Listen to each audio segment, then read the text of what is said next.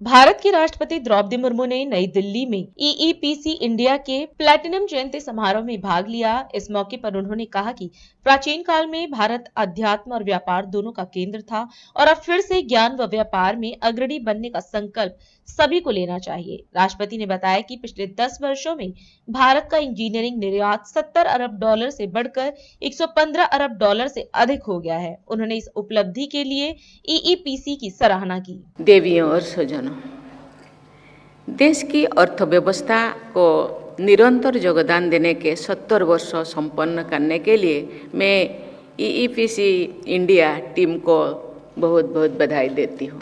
इस उपलब्धि के लिए मैं वर्तमान और पूर्ववर्ती सदस्यों और पदाधिकारियों को भी सराहना करती हूँ।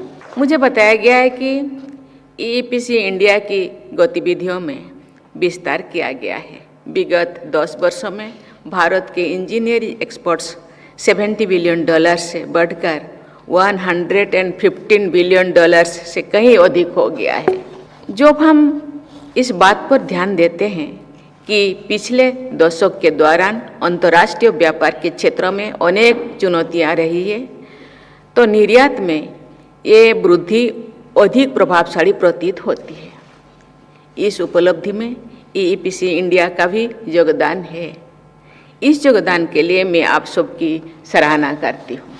प्राचीन काल में भारत आध्यात्म और व्यापार दोनों क्षेत्रों में विश्व का नेतृत्व करता था। भारत की इस श्रेष्ठता के अनेक डॉक्यूमेंटरी एविडेंस अभी भी उपलब्ध है। भारत के प्राचीन पश्चिम में भृगुकुच, जहाँ आज का उरुज शहर है, तथा मालाबार कोस्ट पर अनेक बंदरगाह थे। उसी तरह भारत के पूर्व में ताम्रलिप्ति, जहाँ आज का तमलुक शहर है, तथा कोरोमंडल कोस्ट पर भी अनेक बंदरगाह है। ये सभी बंदरगाह Roman empire, South East Asia तथा विश्व के अन्य क्षेत्रों में सामान लाने और ले जाने वाले जहाज से खचाखच भरे रहते थे। एक साथ एक ही देश के 100 से अधिक जहाज़ों के बड़े भारत के समुद्री तटों पर आया करते थे और सामान ले जाया करते थे। एंशिएंट इंडिया में शिप बिल्डिंग के अनेक प्रमाण मिलते हैं।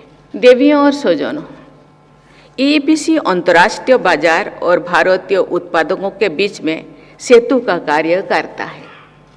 आपको ग्लोबल वैल्यू चेन में भारत की भूमिका को तथा भारत के उद्यमियों की भूमिका को निरंतर विस्तार देना है। वर्ल्ड ट्रेड ऑर्डर और इंटरनेशनल इकोनॉमिक ऑर्डर में हो रही परिवर्तनों में उनका कारण आपकी भूमिका और अधिक महत्वपूर्ण हो गई है। कोविड महामारी के दौरान ही आत्मनिर्भर भारत अभियान शुरू किया गया है। उस अभियान के दूरगामी आर्थिक लाभ दिखाई पड़ती है। कोविड महामारी से उत्पन्न हर प्रकार की चुनौतियों का सामना करके भारत ने जिस आत्मविश्वास का परिचय दिया और राष्ट्रीय क्षमता को बढ़ाकर वैश्विक चुनौतियों का सामना करने का एक प्रेरक उदाहरण है। आत्मनिर्भर भारत अभियान का एक प्रमुख आयाम ऐसे सुदृढ़ अर्थव्यवस्था का निर्माण करता है जिस पर अंतर्राष्ट्रीय उथल पुथल का कम से कम प्रभाव पड़े। हमारे देश में उपलब्ध असाधारण क्षमताओं का उपयोग करते हुए वैश्विक व्यापार की चुनौतियों को अवसर में बदलने की जरूरत है।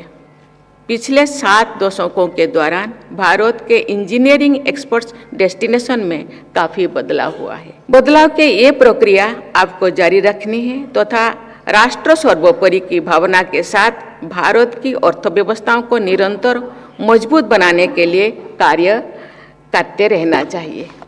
अनेक प्रतिष्ठित अंतर्राष्ट्रीय संस्थान आज हमारे देश की अर्थव्यवस्था की मजबूती को फैक्ट्स और लॉजिक के आधार पर विश्व समुदाय के प्रमुख प्रस्तुत करते हैं। ऐसे स्टडीज और सर्वेज ईईपीसी जैसे संस्थानों के लिए थर्ड पार्टी सर्टिफिकेशन का महत्व रखते हैं। एक्सपोर्ट भी करना है, विकास भी करना है, आर्थिक उन्नति करना है, 2047 तक विकसित भारत भी बनना है। लेकिन साथ के साथ विकसित धरती को भी बनाना है। इन्हीं सुझाव के साथ मैं ईपीएफ के सभी सदस्यों के स्वर्णिम भविष्य की मंगल कामना करती हूँ और अपनी वाणी को विराम देती हूँ।